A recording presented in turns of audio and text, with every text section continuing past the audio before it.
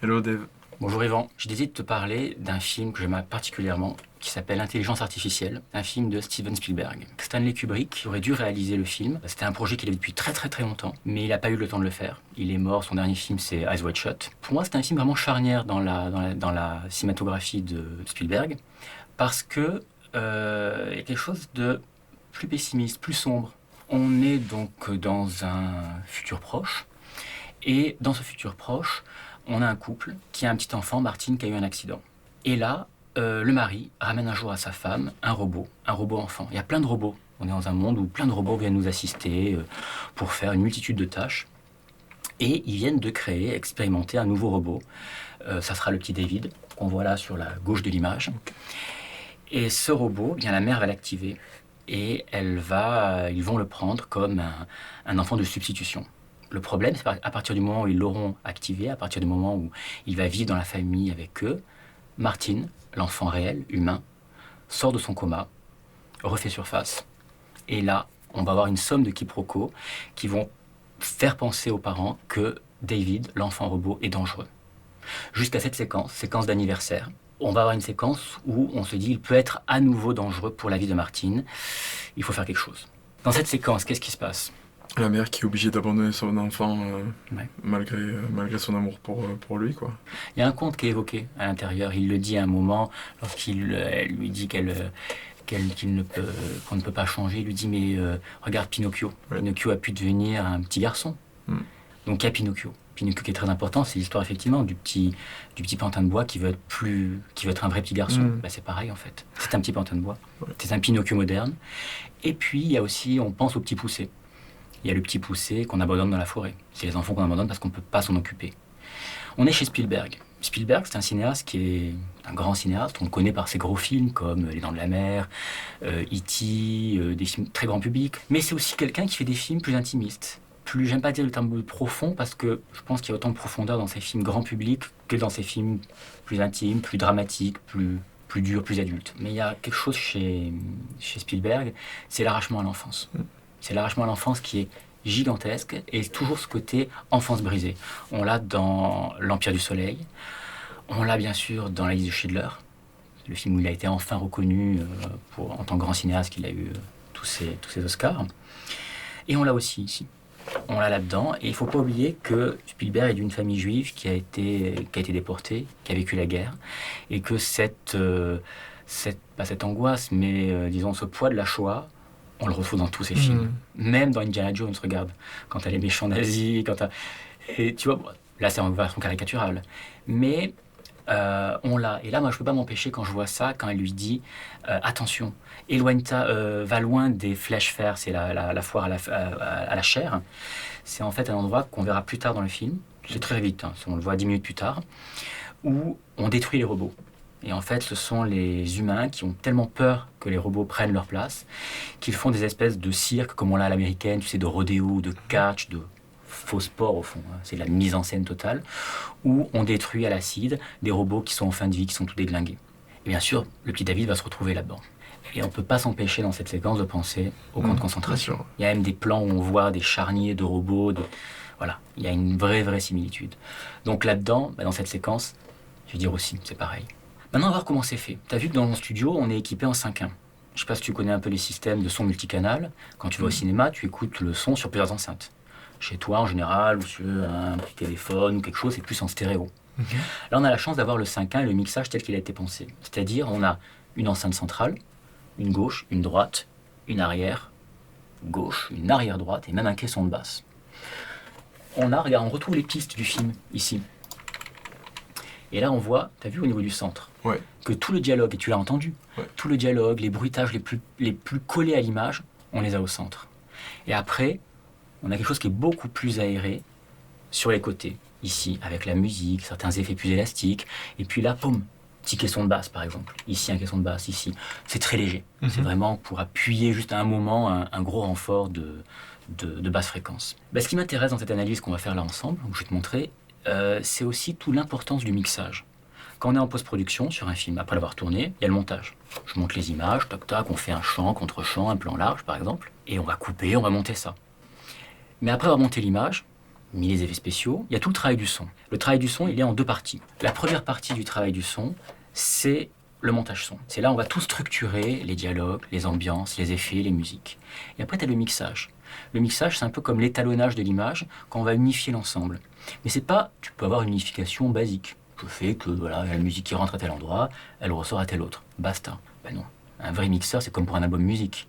Tu as bien vu que tu peux avoir une maquette, et puis entre la maquette, même les pistes enregistrées au final, c'est pas pareil. Et tu as eu des albums hallucinants, parce que derrière, tu as des super mixeurs. Même en album, on parle de producteurs. C'est des producteurs qui souvent ont fait du mixage, souvent connaissent ça pour donner la patte, pour donner la couleur à l'album. Et ça fera que ça sonnera pas pareil, quoi, tout simplement.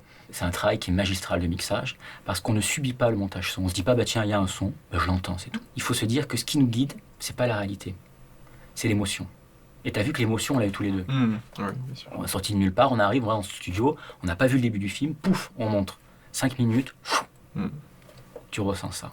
Il y a plein de choses qui mènent à ça, mais il y a aussi beaucoup le son. Regarde, on repart du début.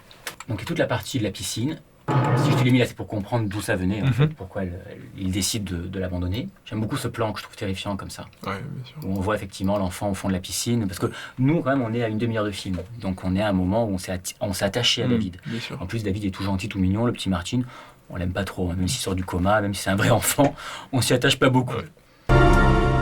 Regarde, séquence, voilà, qui suit.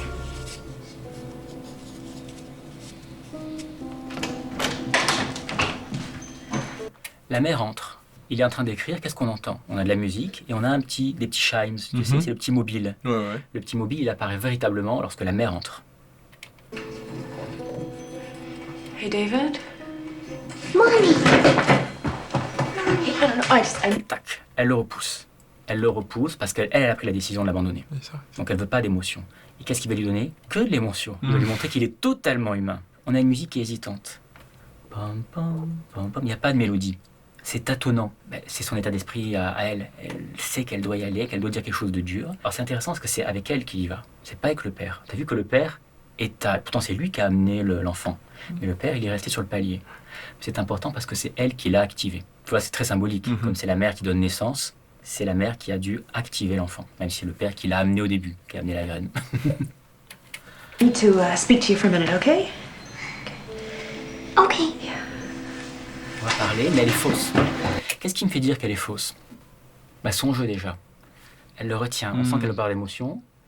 Puis elle va raconter des histoires. Elle va dire oui, on va aller avec Teddy dans la forêt. On va aller tous les... Elle lui dit pas, écoute, je t'abandonne, c'est fini, je te débranche. Ce serait un peu violent. C'est pas un frigidaire quand même. Et ce qui me fait dire aussi qu'elle va mentir, c'est son habit d'Arlequin. Et Arlequin, dans le théâtre vénitien, c'est quelqu'un qui ment. Le bleu aussi. On est dans quelque chose de beaucoup plus froid. Une lumière qui n'est pas chaude. De ce côté-là. Il va l'amener vers son lit, regarde. Elle veut pas y aller. Elle veut pas y aller. Elle s'avance. Et là, regarde, il s'est mis en position. Et il s'est mis en position avec quoi? Eh bien, il s'est mis en position avec le mobile, dans lequel on a mis un éclairage spécifique pour qu'il brille bien, pour qu'on le voie. Et c'est maman avec les 2 enfants. Et elle vient se positionner où? Dans le rond. Et pendant tout le début du film, il y a une multitude de compositions du cadre sur la maternité, sur la rondeur. Alors c'est drôle, parce que je t'ai dit qu'il l'avait adapté d'un scénario de Kubrick, que Kubrick voulait le réaliser. Et dans 2001, Kubrick travaille énormément sur la rondeur. Rondeur et le rectangle. Mais la rondeur, c'est toujours le signe de la naissance, le signe de... Enfin, c'est toujours lié, bien sûr, au ventre de la mère, quoi. On l'a ici, dans sa position. Ah, qu'est-ce que tu veux me montrer? Et là, regarde, l'évolution de la musique.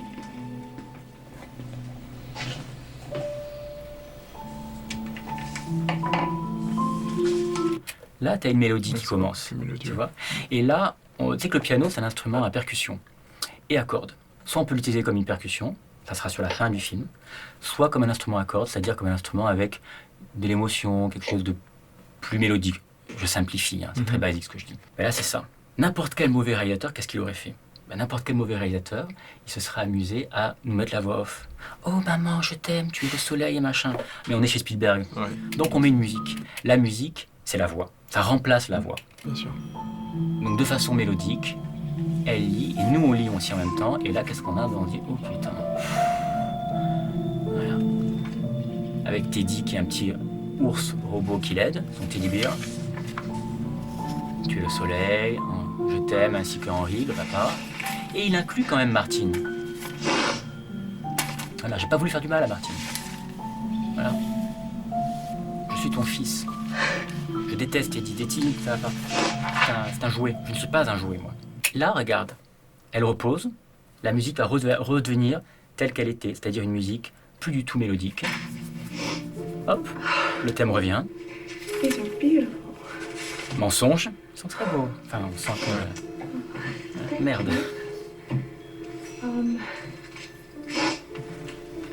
Le père toujours là, à la porte. Qu'est-ce qu'il check? Il check, elle a bien pris la décision. Ouais, bien sûr. Attention, ne reviens pas en arrière. Soit on l'amène à l'usine, et à l'usine il est détruit, soit on l'abandonne, parce qu'on ne peut pas le reprogrammer. C'est l'idée. Alors, on pourrait dire, tiens, je le reprogramme pour le donner à notre famille. Ce serait trop facile. Ça serait pas dramaturgique pour le film.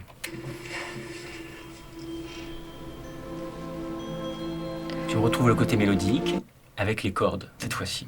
Là, on utilise les cordes, le registre, très émotionnel. Elle ne le regarde pas.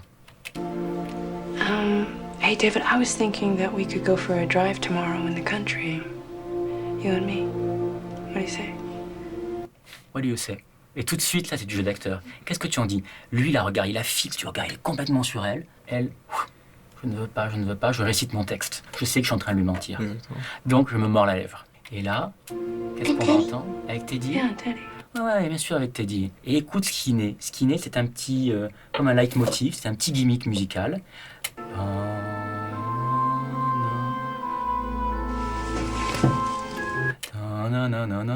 D'accord. Ça, je sais pas si t'as fait attention, mais on l'a entendu plusieurs fois.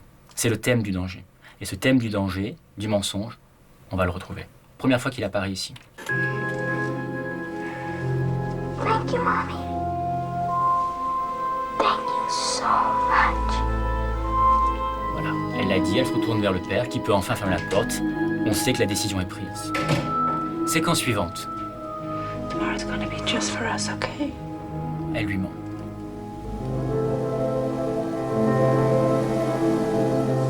Très beau plan, très doux, avec le son du vent, le son des arbres aussi qu'on entend, et le son de la voiture. T'as vu qu'ils sont amenés dans une voiture qui est plutôt futuriste. Déjà, il y a eu le graphisme, comment on la dessine, qu'est-ce qu'on en fait. Puis après, il y a le mec du son qui arrive, il va dire, comment je la sonorise cette voiture?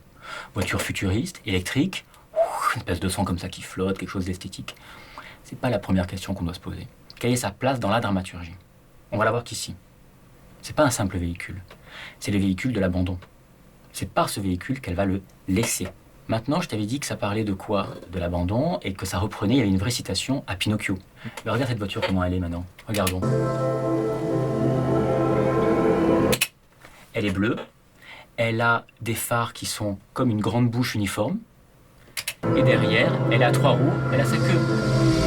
Ah oui. Et quel bruit elle fait? Un bruit de baleine.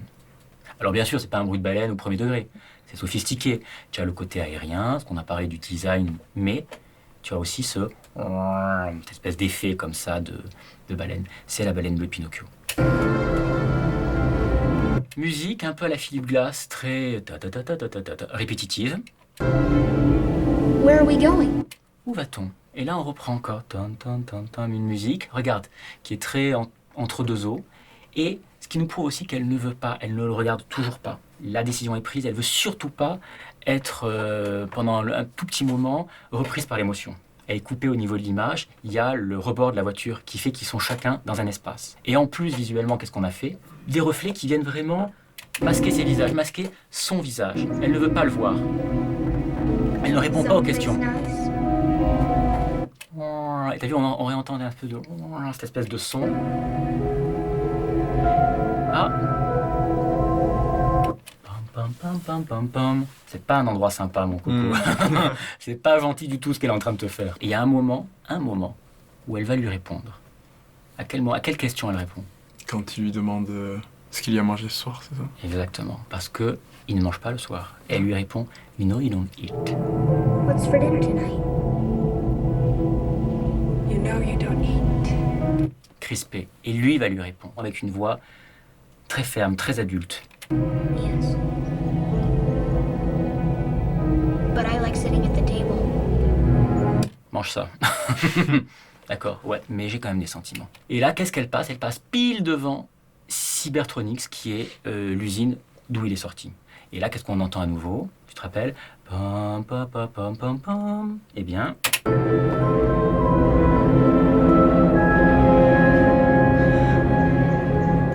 Et à partir de là, j'entends déjà des oiseaux. J'entendais pas du tout des oiseaux. Tout à l'heure, j'avais simplement du vent, le bruit de la voiture, le bruit des roues sur le bitume, qui roulent comme ça, le fameux bruit rajouté qui ressemble au son de la baleine. Là, j'entends des oiseaux. Ben, elle va laisser dans une forêt. Mais cette forêt, alors que c'est une forêt de montagne, toi qui m'as dit que tu aimais la montagne, on voit bien que c'est une forêt de montagne, de 700-800 mètres d'altitude. C'est pas une forêt de très basse. On entend des oiseaux tropicaux, on entend des choses complètement bizarres. On entend en fait des sons dangereux. C'est plus la forêt de Blanche-Neige. C'est plus la forêt où on sait qu'il ne va pas survivre une seconde. Donc artificiellement, on les fait monter. On les fait monter et on va modifier aussi la musique. Écoute la musique. On entend la baleine.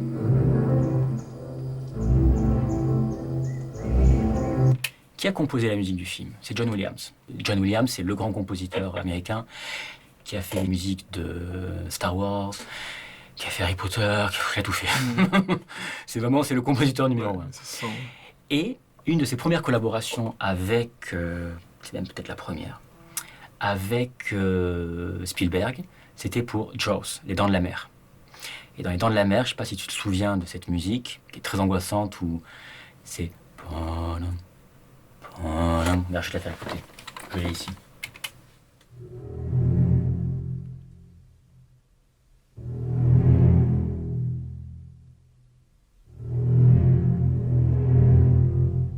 Puis là, ça va s'accélérer.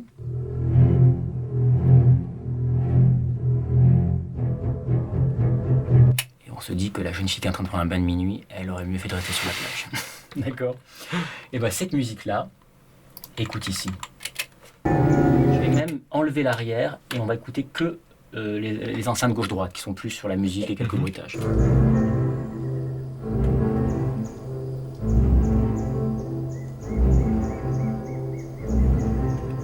Jusqu'à la fin ici.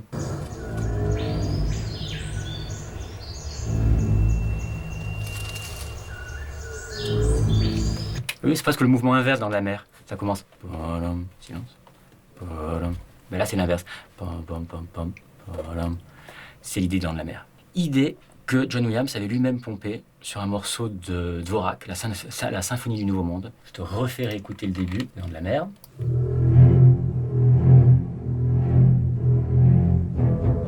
Et puis après, ça s'excite. Eh bien, écoute ce mouvement, Anton Dvorak, symphonie du Nouveau Monde, 4e mouvement.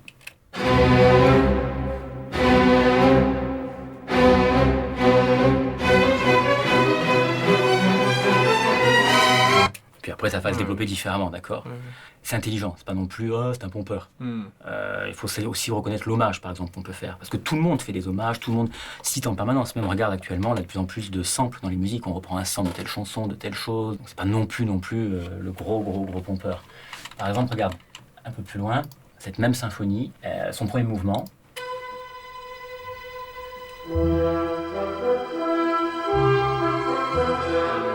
C'est pas sur Harry Potter, il a pris aussi, c'est vrai. C'est une chanson. Tu sais qui est-ce qui s'est inspiré de ça? Gainsbourg. Ah oui. Quand il a fait une chanson avec Brigitte Bardot, qui était Initial Bébé. Me vint une vision dans l'eau de Cels.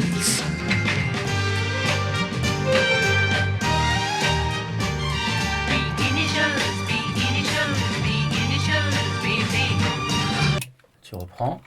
Pam, pam, pam, pam, pam, pam, pam, pam, pam. Baby initials, baby initials, baby initials, baby. Bon, on a aussi pompé Gainsbourg. Parce qu'avec Bardot, après, il a fait une chanson qui s'appelait Bonnie and Clyde. Bah, écoute Bonnie and Clyde, il y a un petit gimmick qui est archi connu.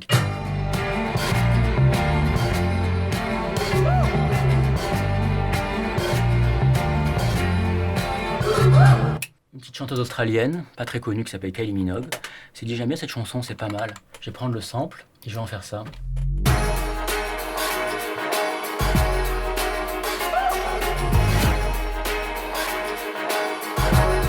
Tu as vu, même Kylie Minogue s'est amusée à le reprendre, il y a MC Solar aussi. C'est la citation. Si elle est simplement plaquée, c'est pas intéressant. Et là, justement, d'avoir cité au fond soi-même, il s'est auto-cité avec les Dents de la Mer, bah, c'est amusant parce que c'est ça, c'est le danger, c'est le vrai danger de la forêt.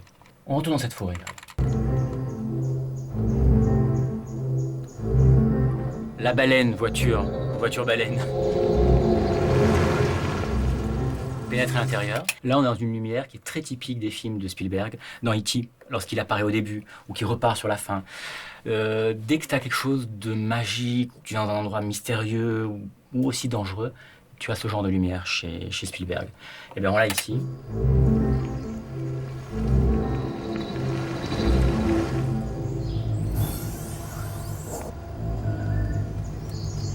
Tu as vu? Alors là, la musique, donc, va mourir. On a tous ces gros sons de forêt. C'est lui qui sort en premier. La mer attend. On a aussi ces branches, ces mouvements de grue qui sont vraiment pour mettre en avant toute cette mousse, tout ce lichen, toute cette dégradation qui fait que on comprend qu'il est dans un endroit extrêmement dangereux. Ça me fait vraiment penser au décor de Blanche-Neige, au dessin de Blanche-Neige, la version de Disney bien sûr. La musique revient, musique des cordes, la musique qui était celle où il vient dans la chambre. David, listen. On pourrait revenir sur un chant contre chant classique, elle est lui. Non, on l'absorbe dans les branches, il est enfermé, c'est comme une toile d'araignée. Il n'arrivera pas à survivre, c'est comme ce qu'il fait avec cette nappe. Il n'arrive même pas à poser, tu vois. Listen to me. David, listen. Alors là, t'as vu, on sent la fumée, c'est de la fumée numérique. Ça a été rajouté, eh ben oui, c'est de la fumée numérique parce que lui, il n'en fait pas. Lui, c'est un robot, il n'est pas humain. Et il a voulu effectivement la rajouter pour donner un effet de froid. On est dans une forêt qui est froide, pour montrer qu'elle est humaine, lui n'est pas humain. Donc là, on voit bien. You won't understand the reasons, but T'as vu, on voit, c'était même un peu too much. On est en 2001, donc maintenant on a encore fait des progrès sur ce genre d'effets spéciaux. I have to leave you here. is it a game? Et lui, il n'en fait pas. Ouais, il a fait. Et il reprend. Il dit le game, mais il comprend pas. Et la musique devient de plus en plus hésitante, tombante. Et l'ambiance, qu'est-ce qu'elle est devenue? Elle a disparu. Je m'en suis rendu compte parce que c'est mon métier aussi de mixer, donc je fais attention à ce genre de choses. En fait, c'est ce que je te disais tout à l'heure par rapport au mixage, on s'en fout de la réalité. Ce qui était important, c'est de montrer les oiseaux, le côté dangereux, quand on avait les plans dangereux, quand on avait les branches, le lichen, toutes ces choses-là. Mais à partir du moment où elle est posée, et elle va être en train de lui dire à mi-mot, avec une voix quasiment blanche, je vais t'abandonner tout seul, ben là, il faut qu'on ait quoi? À peine un peu de musique et l'émotion entre les deux personnages. C'est tout. When will you come back for me? I'm not, David. You'll have to be here by yourself. Et à partir du moment où il comprend, on peut se rapprocher. T'as vu que tout avant, on a toujours été sur des plans larges. Ouais. Ici large, ou ici même, regarde, tu vois, on est dans les branches, on les voit pas. Là, on reste dessus, on se dit, mais c'est pas possible, pourquoi on reste aussi autant de temps? Pareil, n'importe quel metteur en scène moyen actuel ferait, oh, force tout de suite, chant contre chant, tac tac. Pourquoi? Tu ne peux pas. Non, on reste en retrait. Et à partir du moment où lui comprend que c'est dangereux, Yourself. Oh, alors, With Daddy. on entend un petit crépitement de feuilles. no. Et la musique a repris sur quel thème? Pam, pam, pam, pam. T'as vu? Le fameux thème du danger. Il réalise le danger. Au moins, maintenant. il comprend. Il comprend. Tu vois comment la musique de John Williams devient... C'est du dialogue. Exactement. Et au moins, t'as pas besoin de tout dire par le dialogue. Tu peux aussi le dire par la musique. No, You no, Mommy, please, no, please, no, would Mommy, destroy no. David, David, Mommy, no, I'm sorry. Et là, c'est là où on voit qu'on a des bons comédiens, parce qu'en fait, on est simplement dans un chant contre chant. Il n'y a rien d'extraordinaire. Et il joue bien. Il joue divinement bien. Ouais. Il joue très très bien. I'm so sorry. I cut your hair off, and I'm sorry. Et là, ça va se réactiver. I have to go. I have to go. Stop, Mommy. If Pinocchio became a real boy and I become a real boy, can I come home? That's just a story. Et à partir du moment où il parle de Pinocchio, la musique redevient la musique qu'on avait sur la voiture, la baleine, et on réentend la voiture, alors que la voiture est à l'arrêt. Elle va l'abandonner, partir dans la baleine. This story tells what happens. stories are not real. None of Mommy is real. T'entends? Now listen. Look. Take this, all right? Take this. Don't let anyone see how much it is, all right? Et là, on réentend le thème. Mais ce thème, cette fois-ci, on l'entend au cuivre. Tout ce qui va être trombone, cor, les cuivres de l'orchestre. Et chose intéressante, comme on est en multicanal, et qu'ils ont pu avoir ce qu'on appelle des stems en musique, c'est on différencie la musique par famille. Ils ont pu garder une puissance à la musique, tout en baissant juste les cuivres, pour permettre quand même aux acteurs d'entendre leur voix. Sinon, les cuivres auraient mangé la voix des comédiens.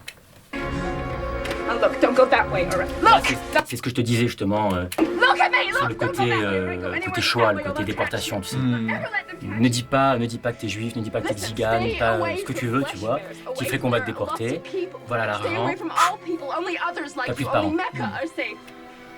Okay. Why are you leaving? Et il répète en boucle parce qu'il n'a été programmé que pour aimer, lui. Il comprend pas ça. Et ce qui est horrible, c'est que ses derniers mots, ça va être I'm sorry, I didn't tell you about the world. Je t'ai pas expliqué le monde. Je t'ai pas transmis, en fait, je t'ai pas transformé en adulte.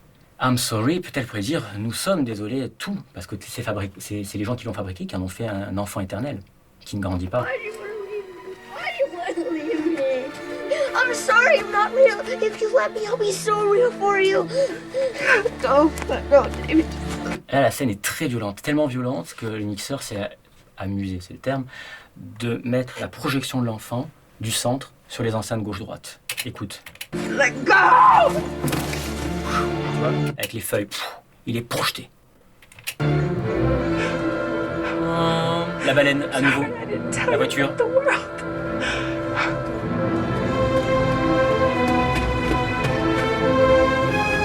Et là, une fois de plus, on est avec la mer. Il n'existe plus. Et comme il n'existe plus, on l'entend plus. Lorsqu'il va coller ses mains sur la vitre, il y a à peine une petite présence, il n'y a rien. Le réflexe d'un bruiteur, on a envie d'avoir le... Ben non, c'était un petit enfant, elle le regarde pas, il a disparu. Lui, à ton avis, il est dans quelle attitude émotionnelle, dans quelle impression émotionnelle? Dans l'incompréhension. Incompréhension totale. Comment montrer qu'il est dans l'incompréhension? Ben, par le piano. Tu te rappelles qu'au début, on a utilisé le piano dans le registre d'un instrument à cordes, mélodique. Et bien là, c'est avec l'instrument à percussion, le côté percutif des cordes, bam, bam, bam, avec un chaos. C'est un chaos de... C'est comme un cluster de notes, dans tout le désordre, complètement désharmonie totale. Désharmonie, mais son cerveau, effectivement, il comprend pas ce qu'il arrive. Et pour ajouter à ça en plus, le rétroviseur a une forme d'œuf. Regarde. Et en fait, il est tout petit dans l'œuf, il devient de plus en plus petit, il n'est pas né.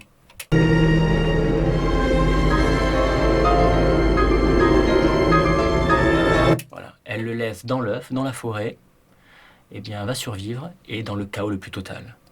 Et on enchaîne sur une voix qui dit I'm afraid. I'm afraid, j'ai peur. C'est une autre séquence, mais c'est pour lui aussi. J'ai envie de te montrer aujourd'hui en fait cette séquence. J'ai envie de vous montrer aussi à vous qui nous regardez cette séquence. Et je vous incite à voir l'intégralité du film parce que je t'ai montré, ce que je t'ai montré là sur 10 minutes, c'est ça sur l'ensemble du film. Et je te spoil pas la fin, mais quand tu vas le regarder, J'irai voir ça. eh bien, pense à tout ce que je t'ai raconté et à Pinocchio. Et qu'est-ce qui fait que le petit David peut devenir humain? Je peux te le dire même, mais ce qui va faire qu'il va devenir humain, c'est pas qu'il va accepter le mensonge, il va accepter le leurre. Il va en fait accepter qu'il puisse avoir quelque chose, et il sait que c'est pas la réalité, mais il va s'en contenter. Ce qui fait de lui un humain. C'est très très beau. Merci d'être venu. Merci à toi. Merci beaucoup. Au plaisir. Si tu es arrivé jusqu'ici et que tu en veux encore, clique ici en bas à droite. Et si tu veux voir ma prochaine vidéo, abonne-toi à ma chaîne en cliquant ici, sur la gauche.